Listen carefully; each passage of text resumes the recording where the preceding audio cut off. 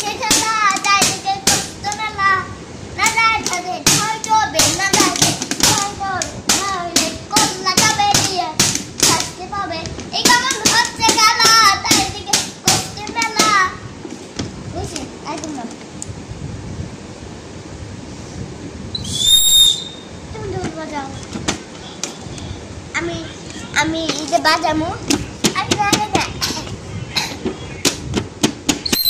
বাজাও আগে বাজাও না আগে না আগে না